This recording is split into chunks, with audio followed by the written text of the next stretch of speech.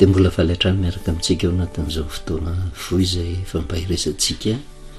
amin'ny alalan'ny tenin'Andriamanitra izao hivavaka isika. Jehovahandriamanitra raha io misotranao izay raha mbola manana fotoana nafahanay mihaino ny teninao izay ho fanitsina anay, fampahirezana anay manoloana ny teo zavatra sarotra andalovana na nisambatan'olona eo anivon'ny fiangonana fianakaviana anivon'ny firenena mihitsy. So ihany fa eo anao Jehovahandriamanitra ray mba hanankinanay ny fiainanay sy hitadiavanay vahaolana, dia mangataka ny fanahinao mba hiasa ty anatinay tsiraray avy, fa tonga anay ho mpiaino-pakatoa ka hisy fiatraikany io mifandraisanay fanapahan-kevitra ny fankatoavana ny teninao dia mitenena indray Jehovah fa mihaino ny mpanomponao amin'ny anaranao Jesosy, amen. Fa ala miarabantsika amin'ny anaran'i Jesosy manonona ny fahasoavana sy mifetana ny tompo amintsika mandrakariva. Mandalo pasika tsika ary ny pasika dia mitoetra mandrakariva eo amin'ny fiainan'ny zanak'olombelona, ny hafatra izay nentin'iny pasika iny na tany amin'ny testamenta taloha na taty amin'ny testamenta vaovao, tsy zavatra nandalo ka efa vita, fa ny hafatra napetrany dia hafatra tokony ho tsarovan'ny olona mandrava tonga ny vanim-potoana hahatongavan'ny Kristy eny amin'ny rahona lanitra na ny vanim-potoana hahafatesan'ny olona. Ny hafatra lehibe ao anatin'ny pasika dia fanafahana, ary mety ho hafahafa amintsika amin'ny resaka an'izay hoe pasika afaka daholo tsika. Raha tany amin'ny testamenta taloha dia ohatrany hoe ny zanak'Israely rery no afaka, fa nataon'Andriamanitra ohatra ilay fiainan'ny zanak'Israely mba hanakarina ny zava-panahy. Fa fantatritsika ihany koa ny pasika izay famonoana ny zanak'ondry tsy misy kilema tany amin'ny testamenta taloha dia tandindony famonoana na ny fahafatesan'i Jesosy Kristy aty amin'ny testamenta vaovao. Kanefa raha maty Jesosy Kristy, tsy maty hamonjy ny zanak'Israely fotsiny, fa tonga izy mba hamonjy izao tontolo izao, zany hoe maty ho an'izao tontolo izao. Ka raha maty ny zanak'ondry tsy misy kilema tany amin'ny testamenta taroa, afaka ny zanak'Israely, maty Jesosy Kristy, afaka daholo koa izao tontolo izao, na mino an'Andriamanitra izy na tsy mino, afaka izao tontolo izao. Ary teo no resahantsika hoe ahoana moa no ahafantarana fa afaka ny olona anankiray? Manana ny safidy izay raisiny izy, malalaka amin'izay heveriny fa mety ho ataony, afaka mandray fanapahan-kevitra, afaka mandeha amin'izay itiavany azy ny olona rehetra. Raha mitodika amin'ny tenantsika tsiraray avy, raha tena jerevana ny fiainantsika andavanandro, ny fiainan'ny fiangonana tsy mitovy ange faraisan-dahatra ny fiangonana, samy ny tena mitazona izay mahamety azy, ny dikan'izay afaka, na eo amin'ny fiainan'ny firenena tsy mitovy ny fomba eritreretana hitantanana ny firenena.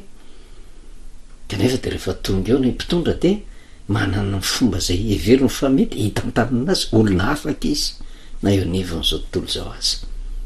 Tsy mitovy ny hevitra ety amin'ity izao tontolo izao ty, fa raha ohatra ny teren'Andriamanitra hitovy saina anany olona dia tsy hafananoatra, fa tsy maintsy izay tena baiko napetrak'Andriamanitra tsy maintsy ny tanterahana. Fa samy manana izay tiany atao, samy manana ny hevitra heveriny fa mahasoa azy, olona afaka izao tontolo izao. Fa saingy voafetra izay fahafahan'izay, voafetra. Ary teo no nyresahantsika raha mijery fotsiny tantara ny zanak'Israely tao amin'ny tany Egypta, mbola tsy tonga ny fanafahana dia mipetraka tahaka ny andeva izy, nandevozina na mpahoriana. Ary ny fomba nyresahantsika azy hoe tahaka ny gadra, fa tamin'ny vanim-potoana izay mbola tsy nitodihany tamin'Andriamanitra dia tsy natsapa mihitsy izy, fa andevo tsy natsapa mihitsy izy fa migadra. Ary izay no nahatonga azy ela dia ela mihitsy vao nitaraina tamin'Andriamanitra, satria ny olona rehefa tsy mahatsapa fa voafatotra tsy tady fanafahana izany izy. Ohatra ny hafahafa nefa miaraka amin'Andriamanitra io, ary raha hafahafa koa ny zanak'olombelona, fa ny fifatorana ety amin'ity izao tontolo izao ty mamin'ilay zanak'olombelona ka mahatonga azy manadino ny vaolana apetrak'andriamanitra tsy tsapa-mihitsy fa hanandevozana izy tsy tsapa-mihitsy fa voafatotra izy de ny ataony ihany natao inona ny vokany nefa tena loza amina tambo am'izay miandry azy rehefa avy eo revelan'andriamanitra hitranga amin'ny fiainany ny fahoriana ary lasa kofehy isaritan'andriamanitra ny olona mba hitodika aminy mba hatsapany kay nandevozina izy kay migadra izy ary rehefa tonga am'izay fahatserovatena fa voafatotra migadra zay ny olona tsy maintsy mitady vaolana izy mitady fanafahana kanefa amin'andriamanitra irery ihany misy ny tena fanafahana tanteraka ary zay naseho an'andriamanitra tamin'ny zanak'Israely tamin'izany vanim-potoana zany afaka izy de toraka zany keo am'izao vanim-potoana zao olona afaka tsika olona afaka zao tontolo zao afaka mandray fanapahakevitra ny amin'ny safidy zay raisiny fa saingy zay fahafahan'izay ositsika voafetra ihany satria taka ny olona afaka atao migadra anankiray de navoaka fa tsy tena afaka madiodio nefa fa io le resahantsika hoe fahafahana vonjy maika ihany ny fanafahana atao anatin'ny paska mety tsy mino an'izany tsika mety lavitsika zany iny zany miankina amin'ny olona tsirairay avy sy ny farisean-dahatra fa raha ny soratra masina de zay ny famarinany tenin'andriamanitra tsy mbola voavonjy taorinany paska fa afaka atao anatin'ny gadra de navela andeha de zan'andriamanitra toetra am'izay rehefa avy eo mandra-pahafatiny raha mbola tsy tonga eny amin'ndrahoan'ny lanitra Jesosy kanefa raha mahatratra ny fiavian'i Kristy mandra-pahatonga ny fahatongavan'i Kristy eny amin'ndrahoan'ny lanitra zahana toetra le fahafahana nomena ny olona ve nentiny ny tandremany taka n'ireny gadra afaka ireny nahazo liberté provisoire tena mitandrange ny olona voafatotra nahazo liberté provisoire satria ny fepetrapetraka ny fitsarana eo natrehan'ny olona nahazo liberté provisoire halefa fotsiny izy ho afaka de zahana toetra de araha maso ka raha ohatra mandeha mahitsy tsy mandika lalàna intsony de misy fotoana voatendry mba hanafahana azy madiodio tanteraka fa raha ohatra miodina ka tsy nahatsapa ny vanim-potoana zay ny aretan'ny fahoriana atao ampigadrana fa rehefa nafahana vonjy maika ka namerina indray ny fadisona nataony tonga de averina migadra indray zay io zavatra manjoa atsika io eo anatrehan'andriamanitra zany raha ny paska eo anatrehan'andriamanitra olona afaka daholo zao tontolo zao na mino an'andriamanitra na tsy mino an'andriamanitra satria nahoana zay no nahatongavan'i Jesosy mitondra tao aminy ny valikeloka rehetrarehetra fa valikeloka vonjy maika ihany indray ho an'ny olona satria tsy voatery le olona nke andray anaiky famonjena vitan'i Jesosy efa ny an'i Jesosy tanteraka ho mandrak'izay ny fanafahana atsika fa itsika indray no misafidy ho voaheloka rehefa avy eo na misafidy hiditra migadra indray rehefa avy eo satria tsy miazona n'le fanafahana famondram-po tao anatin'ny fanafahana tamin'ny alalan'ny paska ary matetika io ny tsy tsapan'ny akamaroan'ny kristianina satria izy mieritreritra fa vitan'ny paska de mivoaka mpandraisa izy de efa voavonjy izy diso hevitra be vokatra ny fitoriana filazantsara miolana eo anatrehan'izay anika manararoatra le fahafahana hitatsika tany amin'ny Petera voalohany toko faharoa mba ho fanarona ny ratsy de hitatsika tany amin'ny Galatianina toko fahadimy aza entinareo anaraka ny nofo ny fahafahanareo vaoka kosa entinareo anaraka ny fanahy mba ho tarihan'ny fanahy zay le fahafahan'izay zay mivoto atin'ny paska afaka tsika rehetra ny zavatra manahirana nefa na de ora zay fahafahana avy amin'Andriamanitra ty fahafahany ty fa mitoetra ny zanak'olombelona nefa de ohatrany hoe afaka izy tokony hifaly izy ary tokony tena hifototra amin'Andriamanitra izy amin'ny voninahitra n'andriamanitra izy hitandrina izy satria fanondram-po mifanafahanao azy fa rehefa afaka le olona de izy ihany ohatrany manandevotena zany ohatrany fitondrantenany de lasa fitondrantenany olona mbola nandevozina ihany tsy mahatsapa ny tenany ho afaka izy anika tonga ny fahoriana maro isan-karazany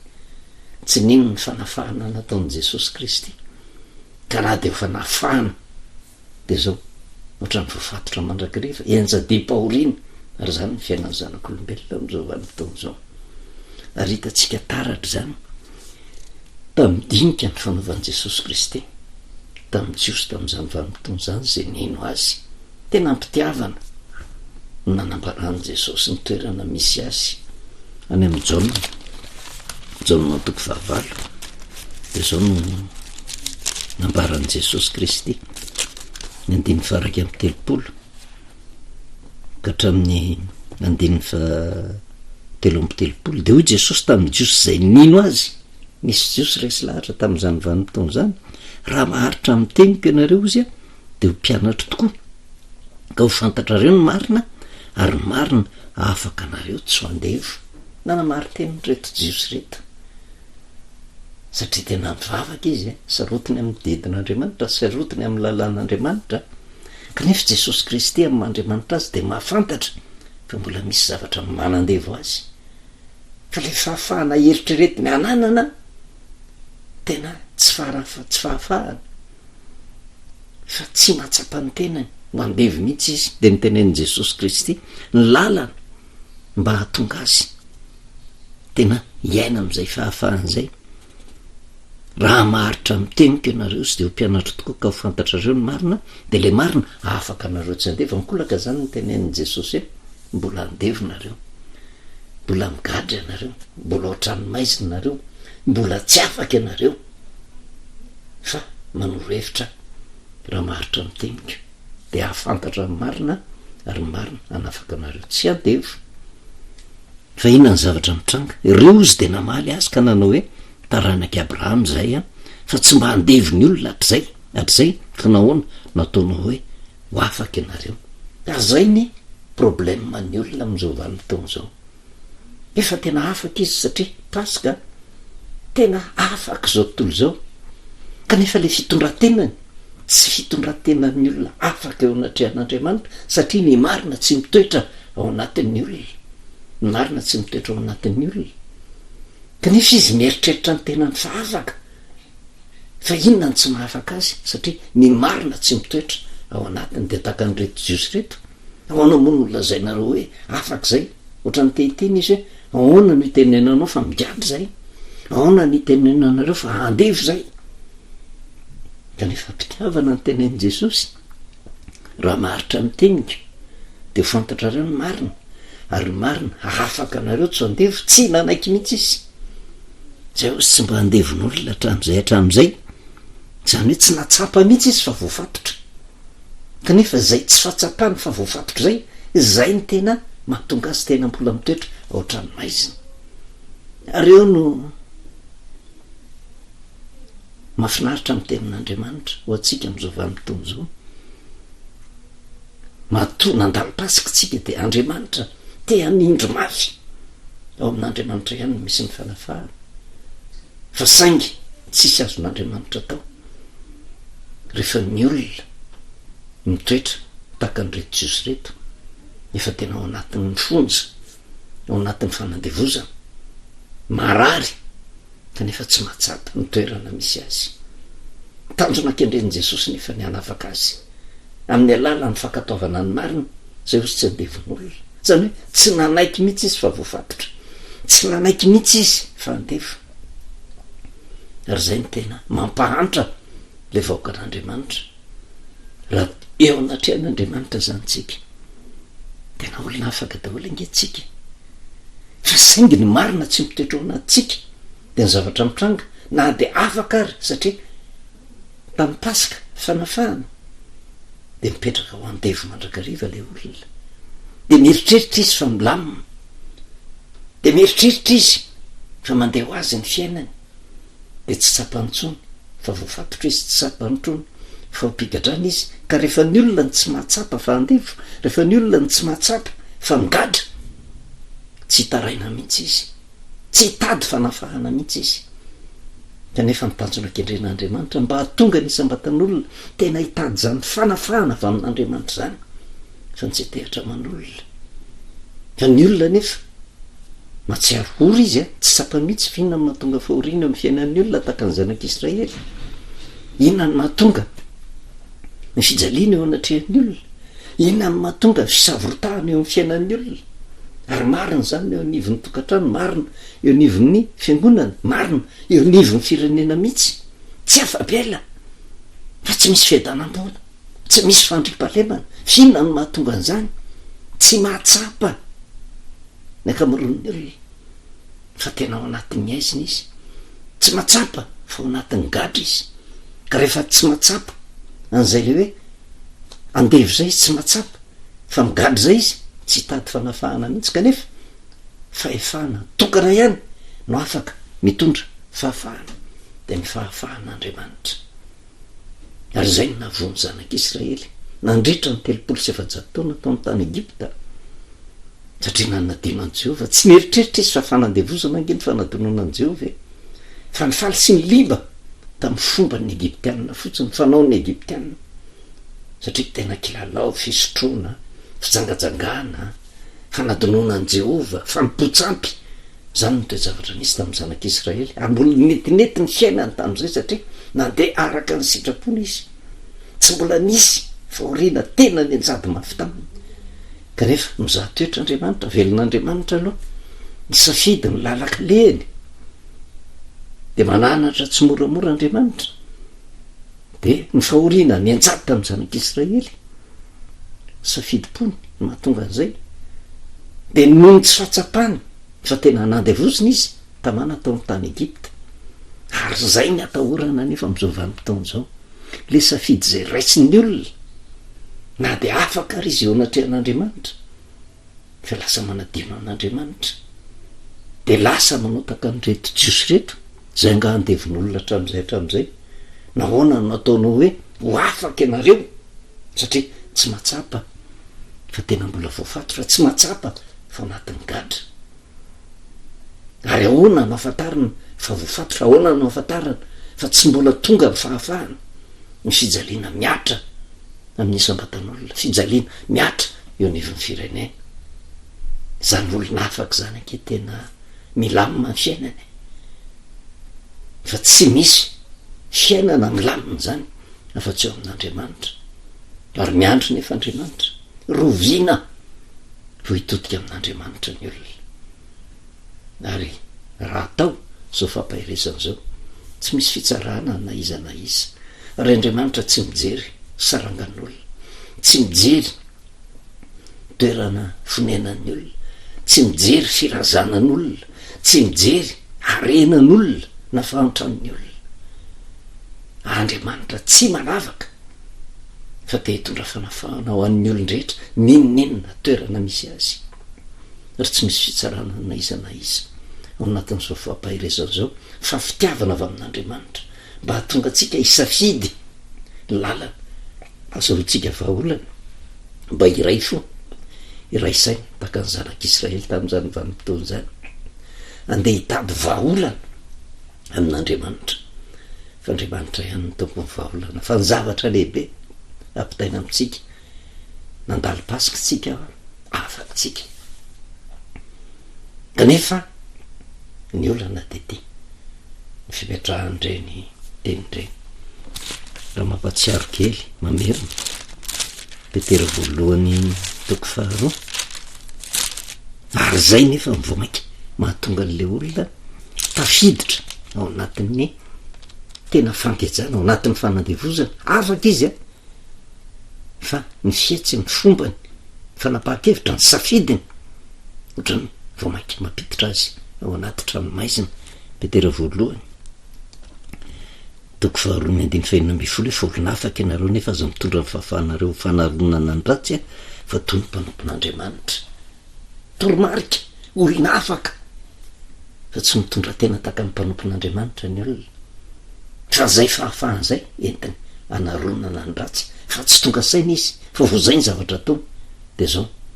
manandevotena ihany izy manaiky ho andevozina izy manaiky hiditra maimaim-pona ao anatin'ny fonjany fahoriana galatianina toko 5 tsy mampanina manao tena verina mba heritreretatsika ny 9 fefa natsona ho amin'ny fahafahany ianareo rahalahy kanefa oka tsy oentinareo anaraka ny nofo zany fahafahany zany fa mifampanimpo amin'ny fitiavana natsona ho amin'ny fahafahana ka raha afaka zao entina manaraka ny nofo fa mifampanimpo amin'ny fitiavana ary ny ilazany azy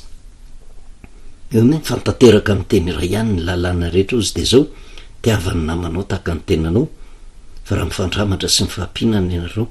tandremo fandreo mifandringana miatsapatsika n'lay fitiavan'andriamanitra mitoetra ao anatsika ka tsy ambava fotsiny hoe mpanompon'andriamanitra fa seoko eo manodidina manao na ny fitiavako ny namako ny rahalahako de ny olona manam-pitiavana olona manana an' Jesosy Kristy raha manana an' Jesosy Kristy manao na ny fomba ny fitiavan'i Kristy an'ity zao tontolo zao ety ny fitiavan'i Jesosy fa iza tsy nanota fa raha nitazomin'i Jesosy tao anatin'izay fadalany zay inona ny zavatra mitranga sarotra ny manana fitiavana ary sarotra ny manakatra ny zava-miafy ny pasika satria tena fitiavana ankenao seho anatin'izany ary zay mahatonga ny olona tsy mahatsapa intsony ny fahafahana nataon'i Jesosy fa safidi-pondray no miditra ao anatin'ny tranomaiziny de ao anatin'ny tranomaiziny tsy fitiavana zay tanterahany da ambaran'ny Paoly apôstôly aty amin'ny Galatianina hoe miariary ny asan'ny nofo satria le fahafahana no entiny manaraka ny nofo izy de manahoana le asan'ny nofo fitsangajangana fahalitoana fijejojejoana fanipotsampy fanaovan'ody ratsy fandrafiana fifandirana adyla fiafinafonana fifampiandanina ohatrany verimaina le afatra ny pasika kanefa mipasika fanafahana ary ny olona manahoana no afaka ny olona anjakan'ny fitiavan'i Kristy voninahitra n'Andriamanitra rery any ivavakisika sotranao Jehovandriamanitra reny amin'ny teninandray izay tonga taminay fa nainao masina mpandiny tena nay mandrakariva satria raha ny tena marina eo anatrehanao efa vita amin'i Kristy ny famonjena zao tontolo zao fa ny andrasana fotsiny de ny anekenay izay famonjena vitan'izay mba hatsapahanay fa voafatotra izahay fa noho ny aminy de afaka izahay kanefa ny zavatra mitranga le fahafahanay indray entinay manaraka ny nofo de tahaka ny miverina ihany zay ohatra ny maiza tahaka ny fampiantoka nafatesan'i Jesosy fampiantoka ny pasika zay nandalovanay mamondrafo aminay tompo mamondrafo amin'ny fiangonana zay mifanditra mamondrafo amin'ny firenena satria tsy tapina fiainana aminao miatim-panahy mianjady amin'ny fokanao am'izao vanim-potoana zao na mpitondra na mientana de matoko sy mino fa fanahinao masina de asa ndresy lahatra ny sambatan'olona mba hangataka fanafahana eo anatrehanao de misaotra indrindra ray ny anaranao Jesosy amen anao velomatsika amin'ny anaran'i Jesosy anomina ny fahasoavana sy ny fiadanan'ny tompo mamitsika mandrakariva